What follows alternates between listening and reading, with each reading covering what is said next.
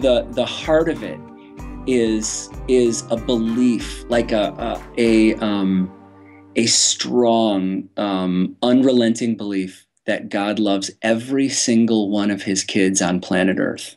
There is not a group of people that God loves and a group of people that God just tolerates. There is not, as far as God's love for his world, John 3:16, there is not an in and an out group.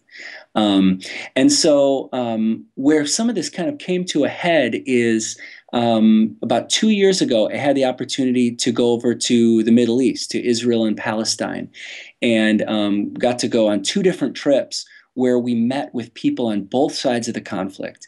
And we heard some of the most heartbreaking stories on both sides, where we met some of the most inspiring people, workers, people who are literally risking their life for peace on both sides.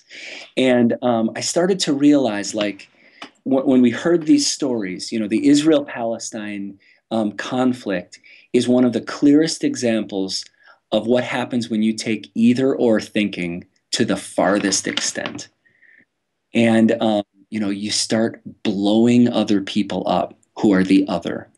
You start building walls and keeping the other side literally on the other side of an enormous concrete wall. And so it started just as a, wow, this place, this is such a terrifying place for, in the future. And then I started realizing when I got back home, wait a second, look at our political system. Look at how have you ever heard a Democrat say something good about a Republican policy or vice versa? We have all the truth and they have none of it. And so then, as I've been wrestling with that, then I thought, look at the church, Christians have all of the truth and non-Christians have none of it. Or Baptists have all the truth and Presbyterians. I mean, it's insanity.